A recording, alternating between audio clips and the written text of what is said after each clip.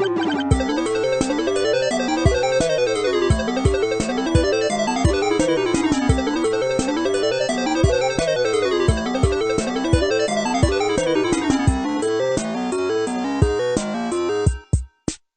and welcome to Weekly Geek Speak. I'm Andrew.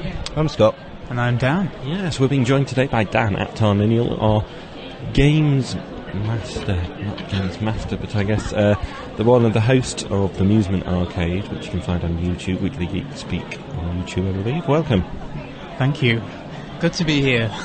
It might sound a little different today. We are actually at the MCM Comic-Con in Manchester, taking in all the brilliant cosplay, all the brilliant stalls, and it's just, as usual, a good atmosphere. What's going on, Scott? I find Comic-Con's really weird because, on the one hand, it's like Geek Nirvana, everyone's dressed up in whatever they love and what they're passionate about, and I should love that. And there's a lot of cool people around, I'm sure. But so it's trying to balance that with my natural innate hatred of all people. So I have a weird, 1 minute I hate everyone, next minute I'm my heart's open. Sort of constant flux when I'm at Comic-Cons. I never know who I am. But he's a very approachable person. I am sometimes, unless you're wafting a hammer around like you're some sort of... It does make me think, especially if the weather's a little bit iffy today, whether cosplayers regret their costumes halfway through the day, because you've got to spend, 8 hours working around a con, and how busy that they do actually get, it's a little bit frightening, isn't it? Yeah. But it's part of the commitment they give. I'm very impressed with them. Look at me, I'm Weekly Geek Speak. I was dressed this week. Yeah, I am dressed as the podcast. Have you had many people run over and go, hey, you're the podcast? Yes. Well, as you know, you were the first, and you won't be the last. So today on the podcast we will be reviewing Ant-Man, sharing our thoughts on that. We'll be having an open forum. We'll be talking a little bit more about the Amusement Arcade games.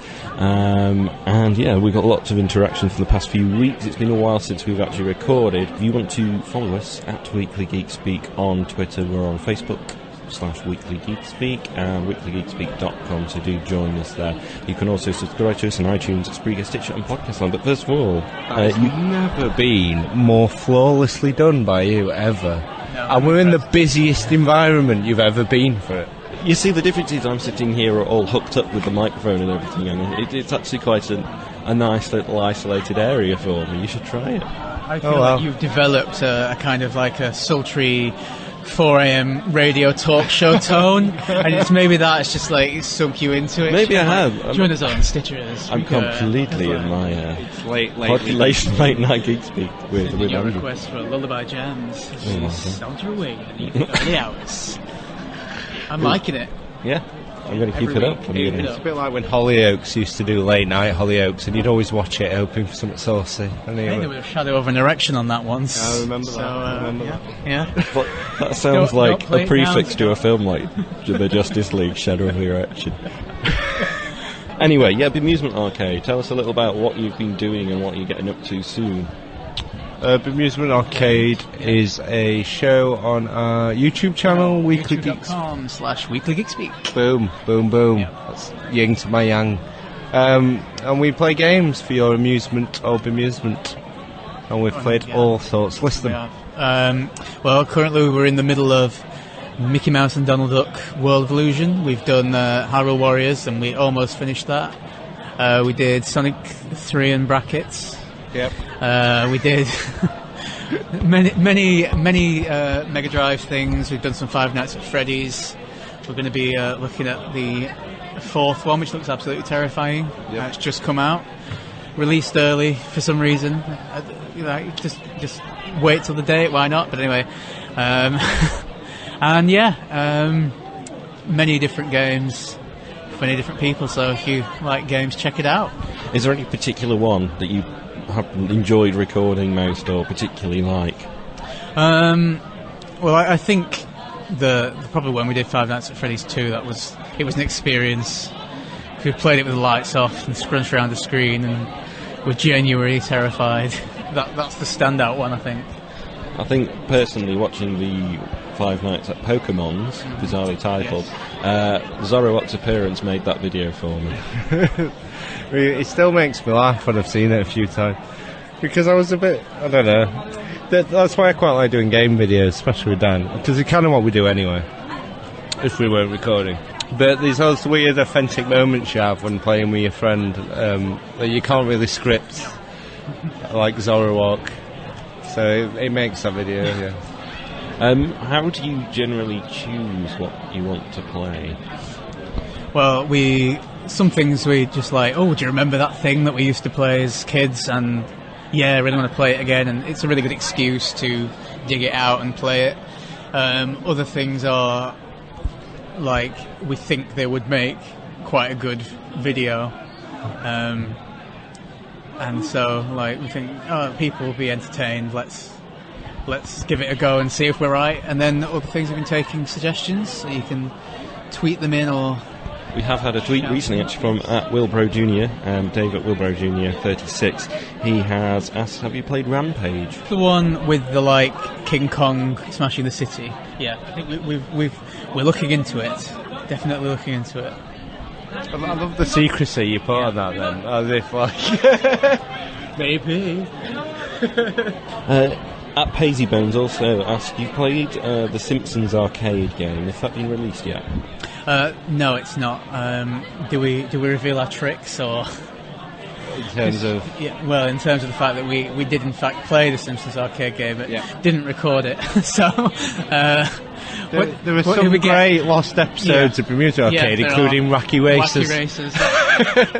That's a point of contention you may never see, because it was possibly the worst half hour of my life, and it didn't record. I feel like it was my redemption, and it got lost. And then Simpsons and Pokemon Snap all seem to be cursed, but at least two of them we're going to replay. Definitely. I know you could probably glean which two from my comments. Paisy says, did you know that the game is the only evidence that Marge was going to be a rabbit? When she's shocked in it, you can see her ears. I don't know if that's true. Were you right now? We did know that because we saw it for ourselves. Although I don't know if it's... I didn't know that as a fact. I feel like that's something I would need to double check before I believe is a rabbit, because we thought it was just kind of like a funny reference when we saw the skeleton that she had just like rabbit ears. Because I've seen other things with Marge where she has like rib cage for her hair, and they just seem to do that, and it's a fun video game thing. I mean, that's a really cool game with loads of different little touches in there, especially for something that's so early on in The Simpsons. So I feel like it's more artistic license than fact, but you never know. Google it. Matt Groening did something with bunnies before, yes, didn't he? And Life in Hell, is it called? And I think it was like a comic strip. Yeah. And he had like the one-eared rabbit, and that's actually in the game as well as referenced. So yeah, all this to come when we play it again.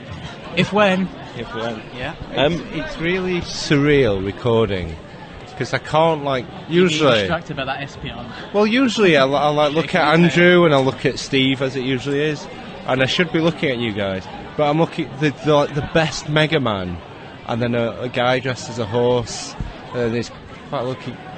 It's one of the very few places you can see the 11th Doctor with Rapunzel. Yeah, Hulk Girl just casually walks in, and I'm supposed to not look.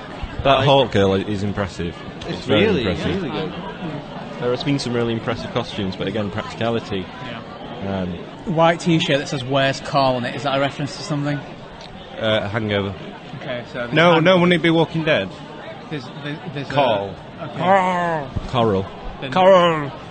What's he called in Hangover? The guys come as that. What's he called in the Hangover that they all lose? I don't know, because they lose him. Carl. Jimmy Peanuts. What's Wally's original birth name? Was that Carl? Or Waldo? Yeah, for our American friends. We have an open forum every week, every other week, should I say, and our guest should go first, I guess, and I believe it is gaming content related. Yes, it is. I was this close to bringing porn parodies. But as I've now not done enough research on that to be able to say anything other than the fact I saw the Simpsons one once, and paint everywhere, wasn't it? Yeah, the most horrible experience of my life. So I thought, since it's been bye, come again. Yeah, I don't think Apu was in it actually. But yeah. Tell us a little more about it. I'm intrigued now. So the main plot of it is Homer and Marge's home video, and that is people literally painted yellow, except for the erogenous zones, because they can't do that. And then when they get sweaty, it's all running off.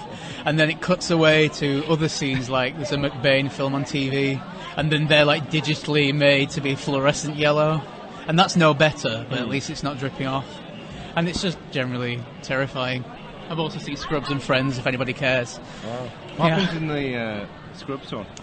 Jordan has sex with someone. They all just generally have sex. My big question, though, in the one with the porn parody, the friend, is I imagine that's what it's called.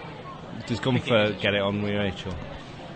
I can't remember. This is why I've not done enough research, because I was going to have to dig them up. Masturbate while crying, looking at Rachel with Ross in Probably. potential perk? That would be a scene, I'd write. Yeah. I think that was a deleted scene from Friends. It was a bit too much. See Janice, who's like, oh my god, I think there is. I think there is a Janice. Goodness me. Anyway, that's not your open forum. So I thought, since an Uber Mutant Arcade, and it's been a point of contention and question between all three of us when we've had conversations, I thought I'd bring the subject of DLC, because it's become very prevalent these days, of you tend to, you buy a game, and then they'll sometimes double the content for a $5, which is really good, or sometimes you'll buy it and literally, I know you have a Street Fighter game that literally comes with characters that you have to purchase from the off on the disc, and it's really frustrating. That is frustrating. I think integral, like Blanka, you can't get Blanka, and for me that's an integral character in Street Fighter. You shouldn't have to pay extra, and it's like £7 or £8 to get them. I don't think that's on. But I love downloadable content at the same time, because the Mario, especially Mario Kart, you always, you get your set 8 cups, but to get more cups added on, I think that's brilliant, because you always, after 6 months of playing Mario Kart, because it is one of those great games you can keep going back to, but do you can think that's get more. Because they've trained you to have a certain amount of games, so that they're offering quote-unquote extra games, so you see that as bonus.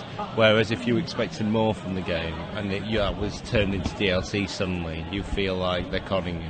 I think, to a point, it is that, certainly with Mario Kart, that's a really good example, because that's as big as any Mario Kart game's ever been, because they've only expanded in terms of there were 4 cups, and then there were 4 cups plus 4 retro cups, and then they've added things like the 200cc speed as free DLC, but then also added another 4 cups as downloadable content, and I think it was only something like £12 for that, and 6 characters and a load of carts, so that's also really reasonable, as well as being half the game again.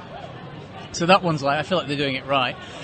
As to whether they could have done all that on the disc, probably, but I don't know. But then you have things like the Street Fighter where they clearly planned from that off, and I wouldn't necessarily think, was it the Tekken Street Fighter, or is it just Street Fighter? Or It was both? Tekken Cross Tekken Street Cross Fighter, Street Fighter. As something like that, there's so many characters to play with, you'd kind of feel like they would at least hold them back for ages, but not day one. It's there on the character screen with a lot. It's just insulting.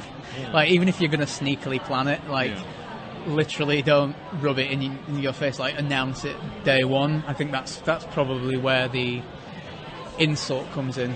Yeah. Because I think Smash Brothers has done quite a lot of rolling characters. They'll just throw one at you every now and again. But that again was as big. It's bigger than it's ever been to begin with. So I think it definitely depends on the thing. Have you had any experience? Where do you stand? No, I completely agree. You can always tell when it's a bit cynically motivated. When it's brought out to refresh a game, to boost the game with something extra you would not have had otherwise, and then it gives you the option, and obviously price it reasonably, I think it's a wonderful thing. But when they're literally withholding an aspect of that game, you've already bought the game. You don't buy a pizza and then they don't go, oh well, if you want the cheese, if you give me £2 more on delivery. You're like, no, I paid for my pizza, thank you. It comes dripping out your phone line. What's going on Conwatch? An American shouting. Wait. Sean Kelly? No. Anyone for Sean Kelly? No. Can I ask? Sean Kelly. I might get IMDb out. Maybe he's saying like shonkily. Yeah. Maybe it's a reference for Yeah. our podcast. We're Are missing you the guys Steve. that are shonky? Shonky. You the shonky guys. Cool. If Sean Kelly is so big, why does this bloke actively recruiting people for him? Shouldn't we be queuing for the right to see Sean Kelly, whoever He this... seems to have managed to pick someone up though from this area. Oh, Sean Kelly! Fucking Sean Kelly! Maybe if you could say any name, and then you get like, oh, that sounds vaguely famous. They just take you into the... I feel like I really want to know who Sean Kelly is. Maybe it's just another cosplayer. Do you want to see Tia Marie Smith? Yes. Made her up. She sounds great. There's a queue for Sean Kelly. Wow. I really feel like someone needs to get IMDb out. When But Wait. Ron Wendell, I'll come in. I'm gonna. Ron Wendell, I'll go I home. want to know who Sean Kelly is. I'm looking at him. Sean Kelly.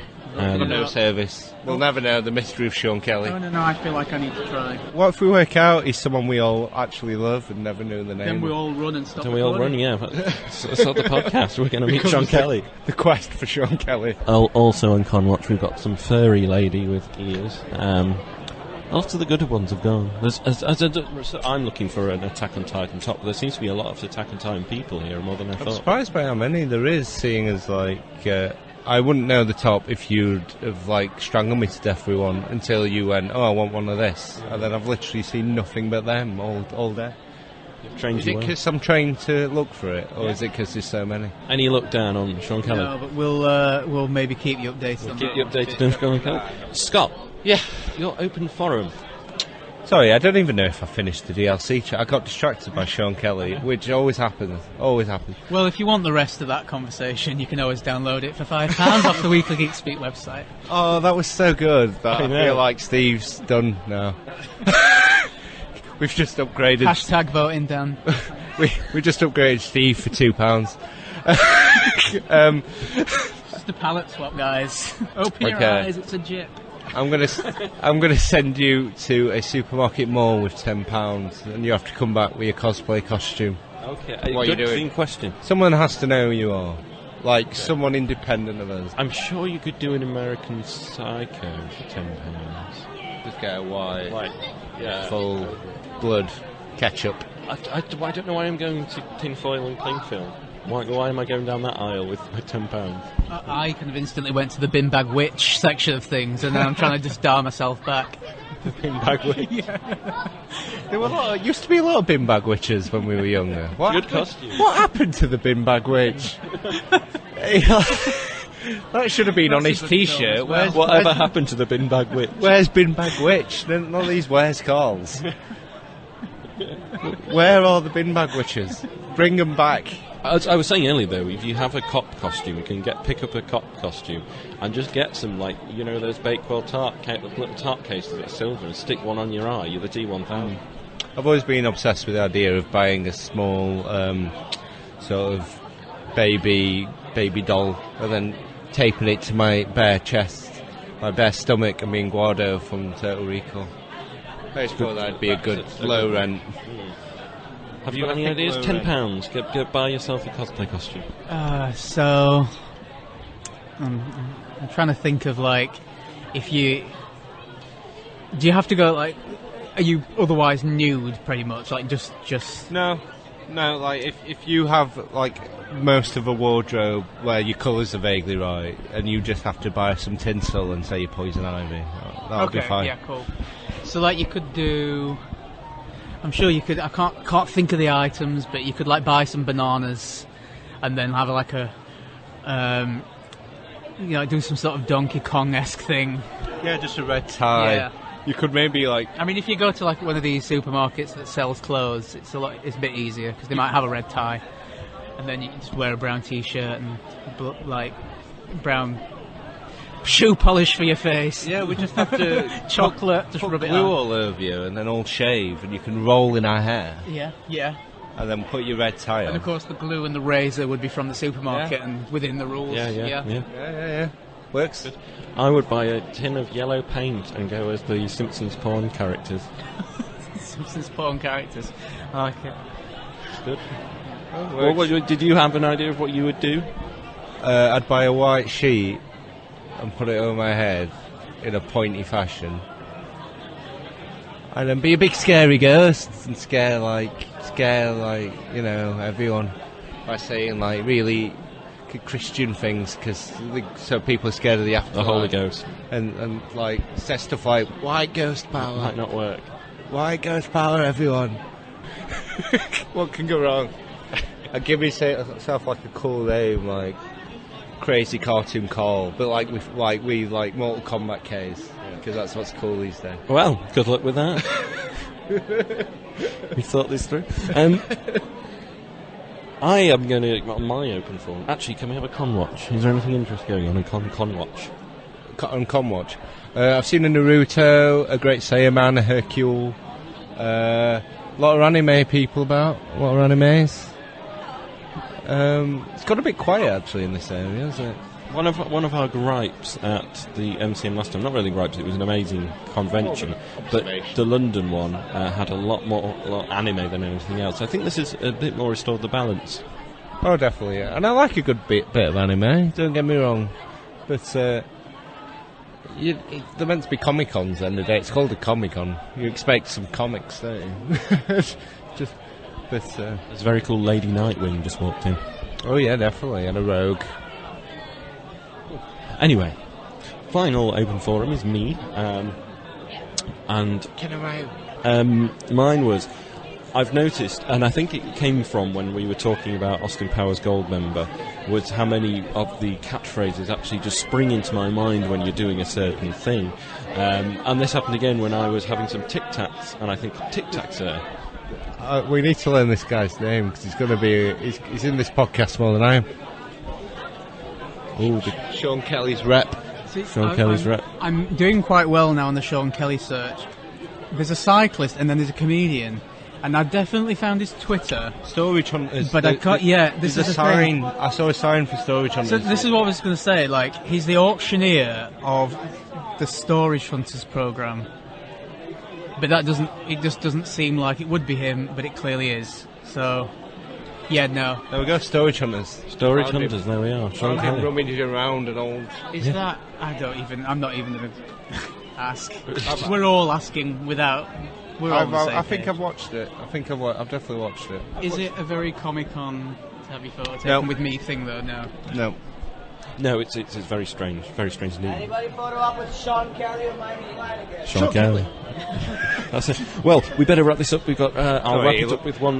My final one. Is there anything certain catchphrases that spring to your head in certain Tic Tac Sir with me from Dumb and Dumber? As soon as someone offers you a Tic Tac, go Tic Tac Sir. So anything like that, which just you can't even help it. It just springs into your head as soon as they say something. Yeah, pouring drinks. The lemonade, please, from The Simpsons. When the Hitchy and Scratchy turned nice, because probably of Marge's fault. Not porn related, by the way. All my social interactions are built around the way I react to something I watched before. So I feel like that's my entire life. But a recent one I keep doing is whenever someone says anything about I do not need a microphone, I always go, I do not need a microphone, because I watched Tenacious the Pick of Destiny not long ago. There were another one I've been doing. Oh, I always say swing a lot. If someone says swing, I'm like, swing. Cool. I do it all the time. There's too many. There is too many. But I refer you to the previous 100 episodes. Yeah. You can point them out. Do share yours. Is there any situations where you... Flash Gordon. Flash Gordon. Flash Gordon? That's porn parody. I've not watched that yet. Fat Joker. If there are any moments that you just can't help yourself and you just say a line from a film or something when someone says it, have you ever done that in an embarrassing situation? Let us know. Yes. Yes. Oh, go on. I once said clever girl in bed. God. Tell us more. It was a conversation we were having at university of what the worst movie quote you could say in bed would be. And we happened upon clever girl from Jurassic Park. And then it became a bet. And then I thought... Were you thinking of your friends pumping away? Oh, this is a great opportunity. Well... What point do you actually say it? You have to pick your moment, obviously. What was the moment? Are you saying you have no moments of levity in between passion? There's moments for levity. Can you imagine if I just screamed it without context? Clever girl! Did it go down well? She did. Joking. Yeah, sure. I got a knowing smile and a look that suggested it wasn't the time. Okay. Probably the best way it could have panned out, really. Yeah, weirdly, we're not together. Oh. Weirdly, that didn't work out.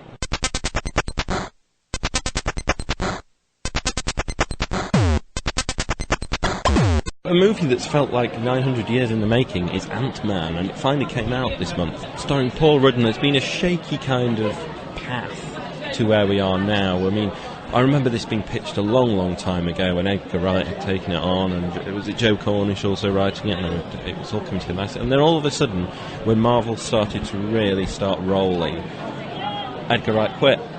And we've been kind of watching this kind of drama span out as Marvel goes from success to success. There was this weird kind of problem child in the corner called Ant-Man, which eventually came along. And I remember seeing the trailers and not being overly inspired. Do you think that's safe to say, Scott? A bit, because Sean Kelly's still recruiting.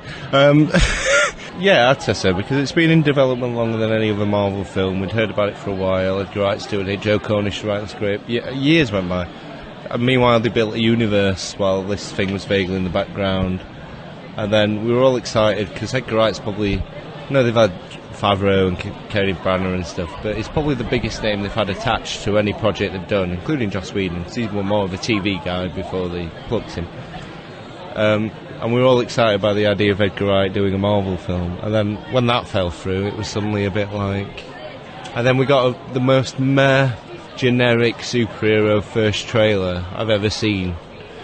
So even Ant-Man is what we go calling it, weren't we? Ant-Man. Before you saw it, Dan, what were your feelings towards it? I pretty much knew nothing other than what I'd heard on the podcast, and I had seen that. I try and avoid trailers in general because I'm a big like anything is spoilery, and especially if you might have seen the best things. But I did actually see the trailer when I saw Jurassic World, and I wasn't sure. I didn't think it looked bad. The theatrical trailer for it did probably it did show it well. It wasn't unlike the first one. So I was in no way kind of, as someone that had literally just seen the trailer and that's all I knew, I was definitely up for seeing it and thought it looked like a good romp. I should quickly say the subsequent trailers were a bit better, so I got quite into it. It was just that first one when I were really not bothered.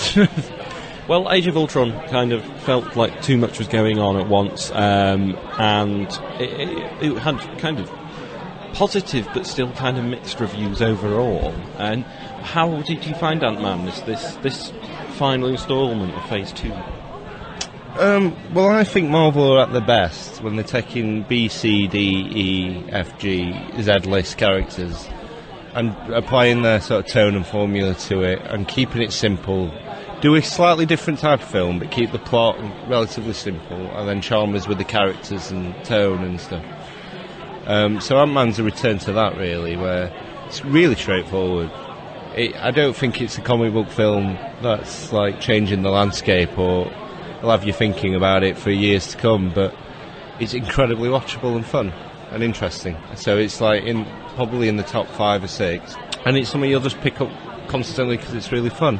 Now, is it as big and brash as Age of Ultron? No, but it's also not a Frankenstein monster mess like that is.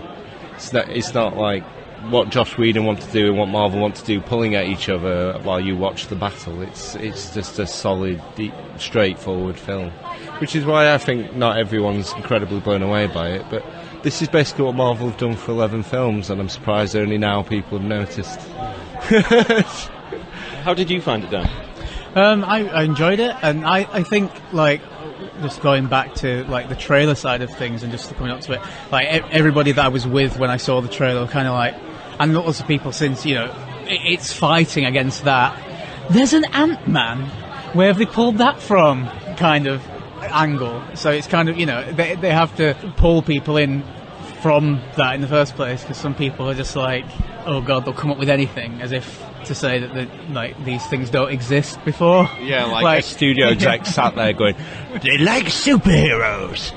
What about one that's like an ant? They like spiders. Like that. Which is what Stan Lee did years ago. It's not even a studio exec. And I think it's definitely a good point to make regarding the whole, like, no, it's not like a big action thing, but the fun side of it, and, like, you know, it's the comedy / fun angle, and that whole lightheartedness and just enjoyability kind of the aspect of the characters, rather than trying to make it some sort of really super serious thing. 'Cause I think you've got to weigh things up against, like, the premise and how serious you can make it without it then seeming like, well, what a crock of shit. You don't believe any of that. I think that's where Marvel's formula works at its best, when they take really outlandishly out there goofy concepts like Ant-Man and Guardians of the Galaxy and apply their tone and tongue-in-cheek nature to it. But I just thought it was really solid, because it's just a good heist movie, funny, interesting, slightly different, but not really at all when you strip it down, if that makes sense. Only superficially different.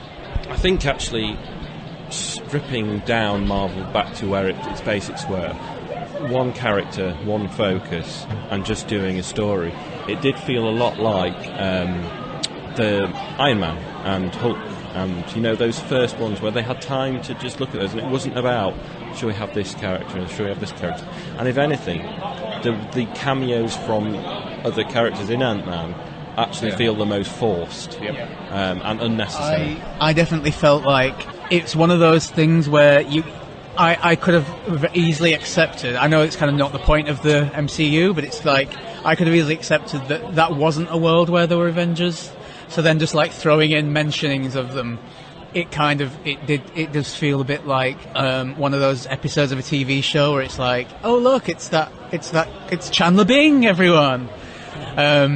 Where it wasn't necessarily, I don't think it needed it, other than the fact that they're establishing it as part of the universe. Like, I think the film would stand up outside of it because of that kind of character focus, and what you were watching didn't need tidbits to pull your focus back in. Like, oh, I really need a mention of something now, or I'll lose my interest in it. If anything, it maybe distracted a bit, because it took me out of the Ant-Man bubble and into this, like, we're watching a Marvel film from this overarching thing. But I mean, it's cool for what it is.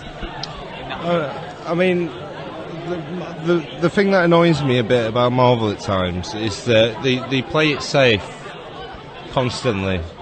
And it's the times they try and push the boat out a bit and do something slightly different when I love them the most. So, like, and that's not always like a huge leap. Sometimes it's as small as, we'll do a space film. Do you know what I mean? They can still do all your same beats. And I felt this was ever so slightly different, because it was like, we've gone big and bombastic all through this phase. We'll do a really small, no pun intended, sort of superhero film. And I think that's when they're at the best. It's the same with Daredevil, Winter Soldier, First Avengers, Iron Man. These are when they took the risks. They didn't. What risk did they take with 4-2? Getting Kat Dennings again. They just play it safe, because a lot of Marvel films do the by the numbers comic book film that are almost trying to make a 7 out of 10 film, and occasionally they're in 6s, occasionally they're in 8s, but they're not trying for anything greater. They just want to please you for 2 hours, and there's nothing wrong with that. But if that's all the superhero genre was, well, there will be a fatigue, and it will get old, because it's starting to already. Which is why you need some things to aim for higher, because they'll fail more, some of them, but some will achieve more. Marvel will never make The Dark Knight, will they? Because they never try to make anything thematically, conceptually, or cinematically on par with that, do they? And when they get close, they cram too much into it, I think Age of Ultron could have been a very interesting and different film if it wasn't for what happened, really. The bits of Age of Ultron which are the most interesting are the bits you can tell that's Joss Whedon trying to cram the themes, motifs, ideas he had and wanted for Ultron and a sequel. It's all the Marvel stuff that really makes it a jagged Frankenstein monster mess, which is thematically in theme with the film, ironically, but it doesn't make for great watching or a memorable comic book film. But Ant-Man, it's slightly different but simple, and it's everything. If you like Marvel, which you have an opinion on 11 or 12 films in now, you should love this, because it's almost weirdly one of the quintessential ones now. It's like Iron Man 2. I'm a really different character. I think because Guardians of the Galaxy was an ensemble as well. We haven't had this standalone since Captain America, really, a standalone character, just a film to them. Marvel sequels are all terrible, except for Winter Soldier, and that's so it's just really refreshing to see him try another character and show us something new. And it reminded me, I like Marvel. I just wanted to bring one point actually brought to us, which I thought was an interesting one, because I kind of agree in some respects, and it was at Rex Everything 3, he enjoyed it, but sad of the treatment of Wasp, because it was weird that she was obviously the obvious choice to do it, and she should, even when training Scott, she was she's bad, and I know they tried to explain it with the mother's death, but I almost felt tacked on. I mean, isn't this the great opportunity to have a strong female character that would actually lend herself to it, as well as him? But, there's a few things I could take that. But firstly, they want to honour the comics where Hank Pym is Ant-Man and Janet Van Dyke is the Wasp. Which I liked. So they want to do that. Also, they have to explain why on earth Scott Lang would be Ant-Man in this version, which works for the heist dynamic and stuff.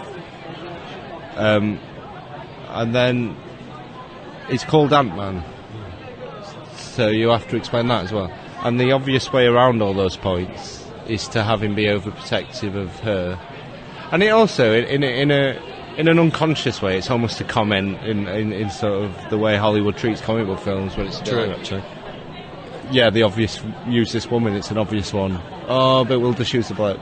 Do you know what I mean? But she got it at the end, and she will be a big part of future Marvel Universe things. But obviously they don't think a Wasp film would have sold like an Ant-Man film. No, essentially, yeah. I more thought that towards the end, I think that they could have happily brought her in and it would have not affected anything, and it would have actually been quite cool. Where we are in Marvel, they can't go on forever. I don't think they will go on forever. And will we have time for an Ant-Man 2? We probably will in 2022, but we won't probably see Wasp as much as perhaps we should. Well, before this film, I was thinking, I personally was feeling slightly fatigued by Marvel, and because we're gonna hit Phase 3, and we've got Inhumans, Doctor Strange, Black Panther. These are your real, there's some big things to push there, and none of them are A-list, and there's only 4 free, and then all these Avengers films, and I was like, but then weirdly, I feel slightly refreshed by this Ant-Man film, because it's like, oh yeah, they'll be the good ones. Yeah. Inhumans, Black Panther, Doctor Strange, they'll actually be the good ones. It's the Avengers ones I have to be wary of, but you're going to see them anyway, because they're chock full of everything. Yeah. But it's not incumbent on Marvel to be the entire genre, because I hate people trying to make them the entire genre. They just got to do what Marvel do best, which they're doing, and then hopefully DC will rise to be a good antidote, and we can have a spectrum between them and not just them two, because there should always be different things happening. But I thought Ant-Man was really funny and fun, and I enjoyed it loads. Yeah, it was definitely really fun film, loads of moments where I actually did laugh out loud, which I'm not sure I do a lot, so, can't complain about that. And I thought it was good as it was, and I thought it was quite well structured, to be honest. And I can see how they could have done a different plot to kind of fit Wasp back in, but in terms of what this film was, I personally don't think it would have worked as it was to add like a second kind of protagonist like shrinky character suits. I think they played that spot on, Yeah. to be honest. I know there's an easy comment to be made about, well, you squashed the woman and there's another man, but for this plot, for this character, if you're doing an Ant-Man film, it sorted out all those elements perfectly by explaining this one thing. He's overprotective of her, who's obviously better. And that in itself means she's a very strong character, because she's obviously better than the titular hero who we're following. She's the obvious choice. She's the better one. She's better.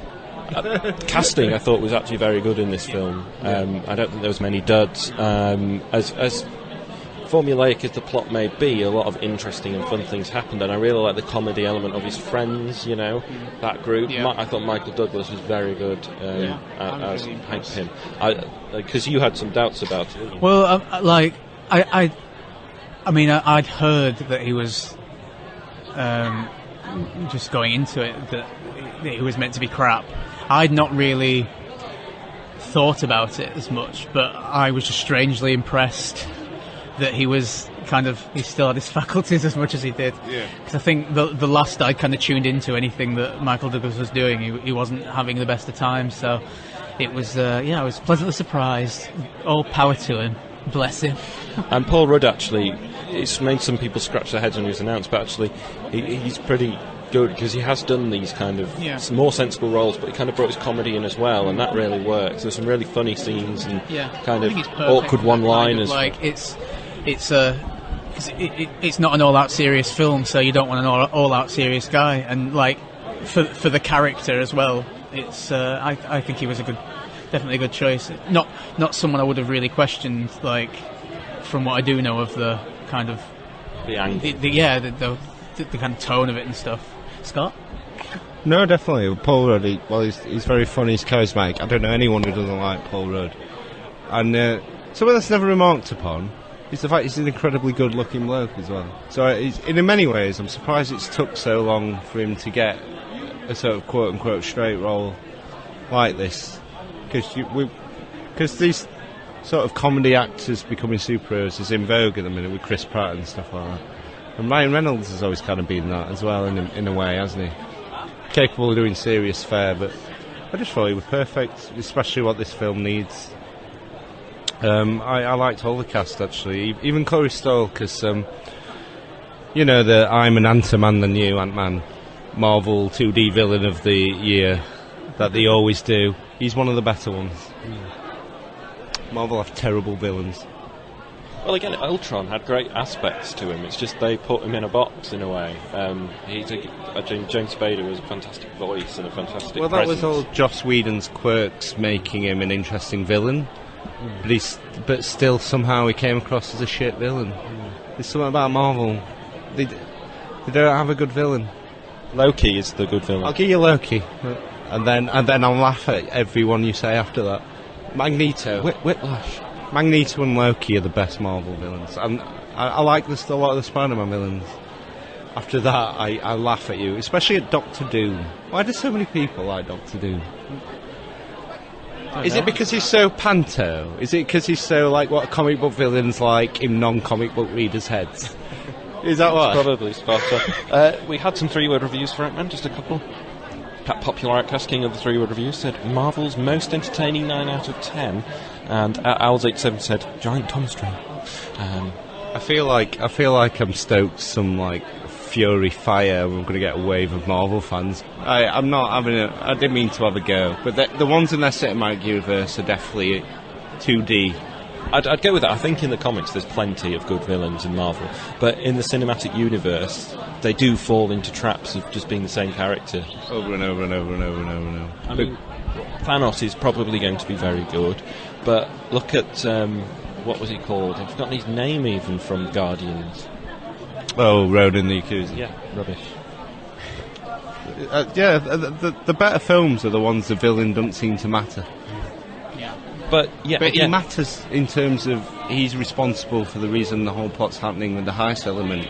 So in a way, he's almost like by proxy one of the better villains, rather than just because he happens to be an Ant-Man than Ant-Man by the end. But some really cool set pieces and scenes. some really fun. We won't spoil them because they're really fun, but it's definitely it's in the consistent run, and they're still consistent. I would give it 7 out of 10 personally, and a very enjoyable film this year, right up there with everyone else. I think if I rate them in terms of quality of films, it's probably in struggling to get in the top 5. It's around that area, higher than Age of Ultron. If I'm ranking them in terms of ones, I reckon I'll just go back to weirdly and rewatch. I bet it's stupidly high. Because there's certain ones you just keep going to. I always feel like I'll always go to Guardians. I'll always go to Iron Man. I'll always go to that first Avengers. Because there's some sort of charm about them that'll bring you back. Rewatchability is a big thing with these sort of films. I think that's spot on. It's almost like going back to the start. It was really refreshing with this film. Going back to where we'd begun in those films, where they were all in the same cinematic universe, but it wasn't rubbed on your face. I mean, there was elements of that rubbing going on in Ant-Man, but for the most part, it felt right. And the Tony Stark's dad bit at the start was really nice, perfect. Well, I want to watch a film about Ant-Man. I don't want to watch Marvel Universe Presents Ant-Man featuring him and him with references to him. Do you know what I mean? Also, I was wondering this. It's all one big universe, obviously, so we're to believe it's one big world. So, has no one noticed that there's a lot of people who look like Stan Lee, and there's obviously some sort of clone epidemic happening secretly, taking over the Marvel Universe? Maybe that's what happens in Phase 4. Yeah. Maybe that's Infinity War. There's Infinity Stan Lees. Thanos' big plan was to quietly take over the world using Stan Lee. Stan Lee. Awesome. And there's a Hulk Stan Lee as well, because he got goo, didn't he, in the Incredible Hulk? Well, he got radiation poisoning. I don't think he became that. I think He might be dead. We don't know. This is it. You might have an Avengers team of Stan Lees. Iron Stan. Maybe that's how it started. So it was the same guy from Iron Man. No, he'd snuck into a premiere in Iron Man, and then he went to get a drink, and then he had this radiation, and now he can just clone himself. Yeah, Iron Stan. It's great. We've sussed it, Marvel. They're going to be calling us to take this off the air, because we cracked it. Phase 4. Ant-Man, brilliant. I'd just say 7. Yep, 7 from me as well. Are we doing 3-word reviews? Yeah, go for it. Needs Sean Kelly. I was thinking something like Small But Mighty. Anti-ants. Anti-ants. Yeah.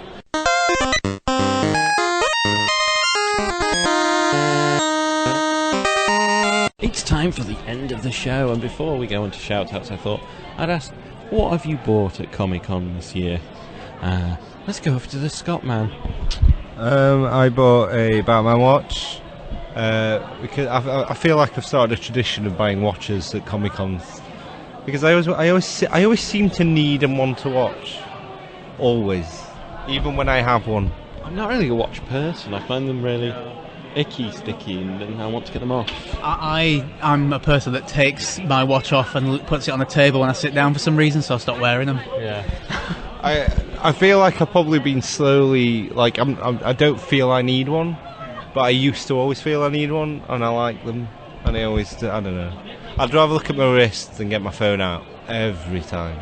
Yeah, I guess I see the point, and it's a Batman watch, which is awesome. What else did you get? About a Super NES messenger bag, just to carry stuff in. Did you get out? No, I was looking at a Pikachu dressed as Magikarp / Gyarados plushie, but being who I am, I had to look online first, and yeah, it's like £15 more expensive here, so screw that! Well, I got a couple of graphic novels, Battle Angel Attila, which is something I've been looking for ages, and Sunstone, which is something I've been seeing online for ages. And everything else that I wanted to buy was just ridiculously expensive. But it was like things that were expensive, you know, they were going to be anyway. It's just like these, I wish I could buy that. I always find Comic-Cons the equivalent of being like drunk on Amazon. Yeah. You just see a million things you want, need, and your wish list is full, and you just find yourself every fifth thing you look at you bought, and you don't know why. It's just kind of happened.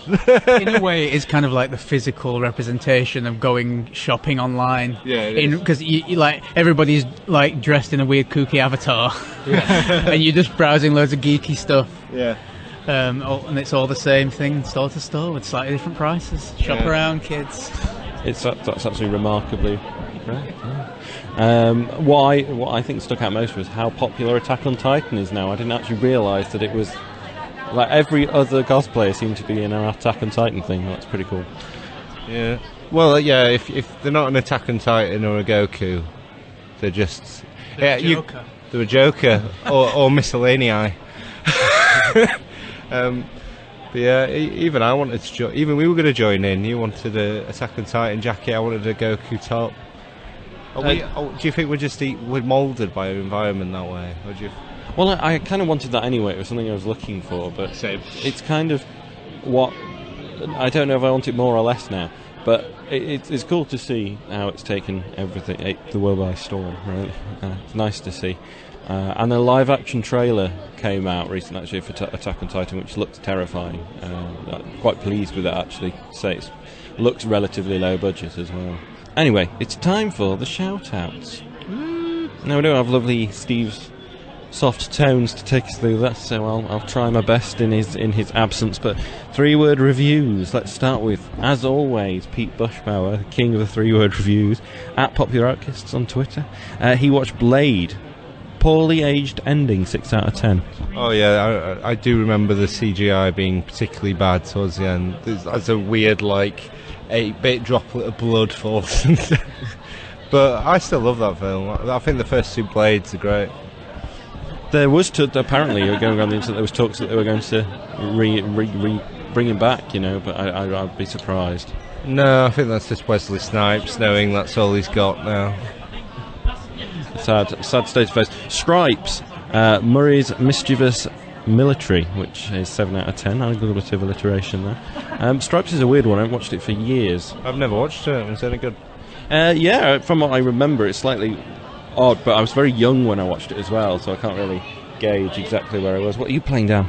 I've had my Nintendo 3DS with Weekly Geek Speak as the me being passed around, and I'm just seeing who we've seen today. We've got Jazz, we've got Jenny Graw, Jack Young, Nikara, Kevin, and more. I've been refreshing them quite a lot, so there's been about 100 people. Yeah. Awesome. Pete then watched Tucker and Dale versus Evil, Hillbillies with Heart, 8 out of 10. Have you seen that one, haven't you, Scott? Yeah, I really, really enjoyed it, actually. It's just fun, interesting, subversive. It's good. It's a good lark. Because I was a bit put off at first, but then I had a few good reviews, and then I was surprised how much I enjoyed it, really, when I finally got around to it. We just got bull rushed by a small Elsa then, as we were talking. Alan Turdyke is Turdyke, what do you call him? He's fantastic. I love him. I've liked him since Firefly, and obviously he's the pirate in Dodgeball. And obviously. Yeah. And he's the King Candy as well in Wreck-It Ralph. So delicious. King Candy! Tucker, sorry, I don't know, on Dawn of the Dead, the 2004 Zack Snyder one. Zack Snyder's stylized shocker, 8 out of 10. Well, would you like the new Dawn of the Dead? I do, I'm a big fan of it, actually. Obviously, it'll have its critics, because Dawn of the Dead's quite classic, but I've always liked Zack Snyder's Dawn of the Dead. It's the first one I watched, right before any Romero ones. Really? It has its place. He does. He does now. He used to be a bit more angry about it, but zombies have evolved since then, since 2005. And plus, we've all bitch about reboots, remakes, sequels. No one ever mentions this one, which I think's a sign it's definitely not bad, because we'd be talking about that a lot, wouldn't we? Yeah. And he also watched Human Centipede 3, which we reviewed last week. It's just bad, 3 out of 10. Is it? It really is terrible. Yeah. Absolutely awful. But would the director be happy about that, because there's no getting to him? You know what? I actually was more disappointed that it bored me than anything. And I think that would disappoint him, because he's trying to get a rise out of people. So we've done it.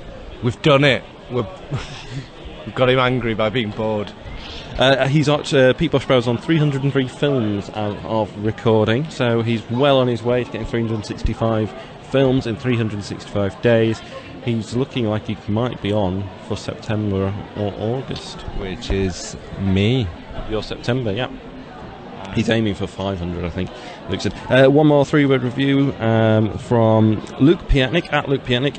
Amy, the documentary about Amy Winehouse, made him cry. Aww.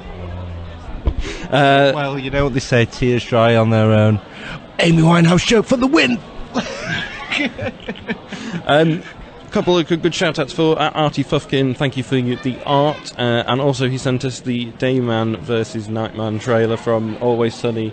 Works a little too well with the Batman vs Superman trailer. I thought it was awesome. It's been in my head for about a week now. I blame James. Usowl, Daniel Buckley, retweeted Uberfax to us saying, according to Nintendo, Wario is not Mario's evil twin. They are actually childhood friends, but Wario is jealous of Mario's good looks. Is this right? Yes, I didn't think anybody thought that they were. The actual thing that people think is that Waluigi is Wario's brother, whereas I think actually they've said that they're best friends and not actually related. So that's the thing that I think people always thought. But then it's still a true fact. It's just that I didn't think anybody thought he was an evil twin. But then again, I don't know. Did they? Did you think that, Scott? There's an early one of Wario's first games. I think heavily implies is an evil brother, twin, doppelganger, which is why I think most people. I think it was in the Game Boy games where he stole coins from Mario's Island. They don't really fit into the general Mario canon. No, but that's when I got introduced to him. So I used to think that. And I find it weird that Waluigi and Wario aren't brothers. I like to imagine the Bizarro Mario and Luigi from Earth 2.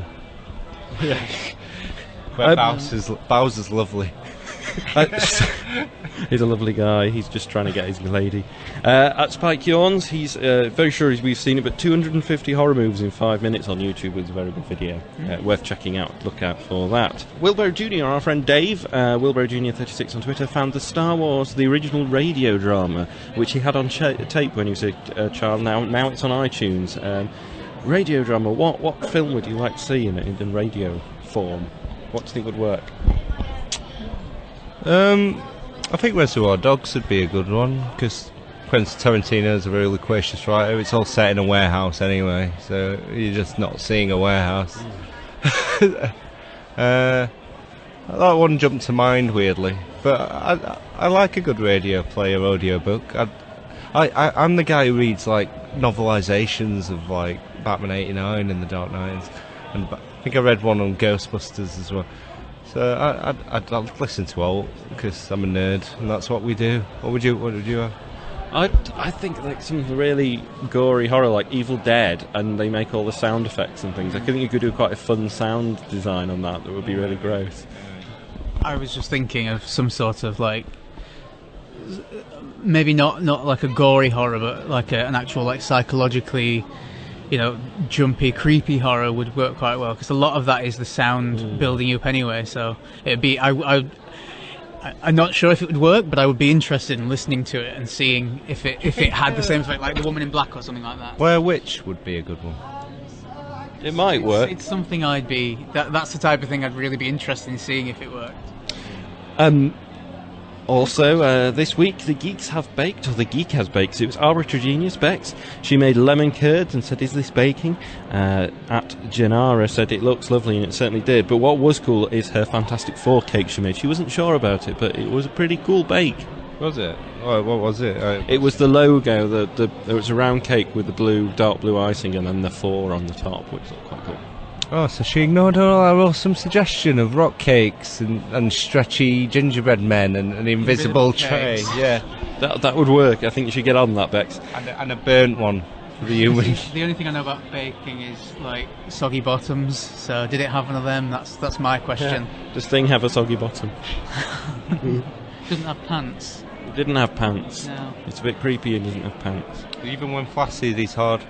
Think about that, people. Yeah. Some people think that's just vulgar. I think it's kind of poetic if you think about it. Yeah. Weekly Geeks, WGS Selfie, hashtag WGS Selfie, send them to us. Artie Fufkin at Artie Fufkin James took one for feeding my cats and listening to our podcast, which was nice of him, because I went on holiday and he looked after my cat. So thank you, James. I'm not lying. We're recording this outro just before leaving, and all I can see in the distance is a massive cardboard cutout with a picture of a bald man saying Sean Kelly. I finally know who he is, and someone's just moved it now. The Sean Kelly Comic Con. Gooser, hashtag Gooser. If you are a Gooser, if you enjoy Bumpy Goose Stories, we'll be having another one next week. He at Paisley Bones is a Gooser, and he wanted to know how he spelt Eliumba because he feels that a theme tune coming on, an Eliumba theme. Yeah, spelling it, because I don't know if it's like Beetlejuice or the Candyman. It's actually ELLYUMBER. Am I right in saying that there was a picture on Instagram that had the word on there? Maybe. Get onto the Instagram. Get on Instagram. For all the inside spellings on Bumpy Goose. Hashtag WGS Tips. Big follow. That'd be a thing. I like WGS Tips. Just the tips. Big follow Friday to at what is 173 room 173 with at M3JCNV, who is Andrew from the Two Loose Screws podcast. I'm not as good as Steve at this. From the Two Loose Screws podcast. It's his new podcast, so I just thought I'd give him a plug. Give it a listen. He's been great at interacting with us, and thank you for all the comments he gave us. I did listen to this on my way back from Scotland. It's a good listen, and it's with Kelly from at Mating Habits and the Modern Geek as well, who's also one of the pod pals. So awesome. Check out at what is 173. You'll find out more details on there. And a thanks to at Robbie Polanco for birthday wishes to me. It was very kind of him. He's a lovely chap, that Robbie Polanco. Awesome. Super fan, Superman. Dave's back again. Dave at Wilbro Jr. 36. If you had no choice in watching the following three movies, which order would you watch them in? And it's an Alan Moore triple. It's V for Vendetta, The League of Extraordinary Gentlemen, and Watchmen. Which order would you watch them in? I'm going to go to you first, Dan. What was the third one? I've forgotten it. Watchmen. I feel like I'd go with get The League out the way, because I never really wanted to watch that again, and then maybe V for Vendetta in the middle. I don't know if I have a particular reason, but I feel like Watchmen's a nice climax. I'd go in that order as well, actually. Yeah, if you have to. You're forced to. If you have to watch all three, yeah, get League out of the way. It's quite quick anyway. V for Vendetta, I really like V for Vendetta. But Watchmen is that's Alan Moore's magnus opus, isn't it? And it's the most fidelic of all the Alan Moore adaptations, so it's probably best to end it with that, yeah. I'll go with that. At Jazz_Pirate is not wanting to watch any more Batman vs Superman or Star Wars trailers. Well, he's going to have a good job on this podcast. Oh god, he sounds stupid, this one. Jazz, what, Pirate? That's Pirate. Sounds awful. I don't know, we won't use him again. There was news that Adam Copewell was going to be the Atom Smasher. Is that good casting for in the Flash? Adam Copland, he used to be the Rated R superstar and now WWE Hall of Famer Edge. Yeah. He was one of my favourites. I used to like him in Edge and Christian, one of the best tag teams ever, with the 5-second poses. And he used to become world champion, where he was like the ultimate opportunist. I've never seen him act. I know he's had a recurring role in Haven for many years, but I think he's only in like an episode of The Flash. I'm sure he'll be fine. That would explain why I recognise the name, because I did watch Haven. Ah, I see. I don't know who he is, frankly. WGS Reads, hashtag WGS Reads. Do use that hashtag to tell us what you're reading, review it for us in a tweet, and we'll talk about it. At J Tidders, Jen did just this. She read Sex Criminals 1 and 2. Funny, different, sex positive, and mysterious. Intrigued for Volume 3. I've read it. I don't get on with it, but Steve's a big fan. My list of things I should try out read-wise is bigger than film-wise, and my film-wise one is... longer than you can imagine. Yes, exactly. So... I'll never get to it, if I'm being honest. No. Fables 1 and 2, a lot of narrative exposition, but like the universe, and look forward to plot progress. Jen's reading that, and I'm going to be reading that one too at some point. That is one that is a lot higher on my list, because I've been hearing about this for years, and I like the premise, so I think I might get on with that one. Cool. And Dave at Wilbro Jr. 36 is back again, and he picked up a Mad Max Fury Road comic, and there's also going to be a prequel for Sarosa Furiosa, should I say, and Immortan Joe, produced by Vertigo, and they look really cool. I'll be looking to pick up these as well. Apparently they used to do Jurassic Park comics, which I'd love to pick up, actually.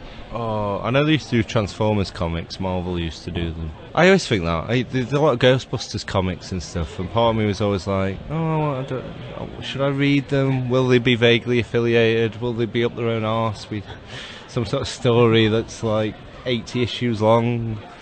I don't know. Only one way to find out. Yeah, exactly. Fly!